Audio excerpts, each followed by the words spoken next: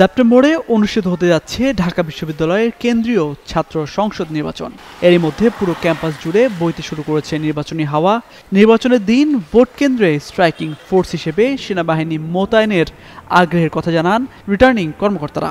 একই সাথে ভোট গণনার সময় ভোট কেন্দ্রেও সেনা সদস্যদের রাখতে চান নির্বাচন সংশ্লিষ্টরা। তবে নির্বাচনে কতটুকু সেনা মোতায়েন সম্ভব তা নিয়ে নিজেদের অবস্থান জানিয়েছে আন্তঃবাহিনী জনসংযোগ পরিদপ্তর আইএসপিআর।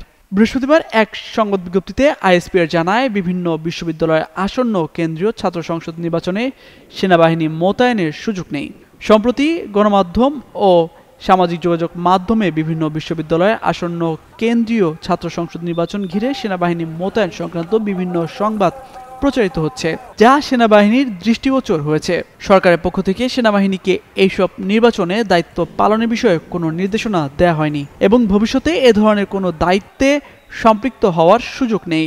বাংলাদেশ সেনাবাহিনী মনে করে, বিদ্যমান আইন শৃঙ্খলা রক্ষাকারী বাহিনীর প্রত্যক্ষ সহযোগিতা এবং বিশ্ববিদ্যালয় প্রশাসনের সার্বিক তত্ত্বাবধানে আসন্ন কেন্দ্রীয় ছাত্র সংসদ নির্বাচনগুলো একটি শান্তিপূর্ণ ও উচ্চমুখর পরিবেশে সম্পন্ন হবে।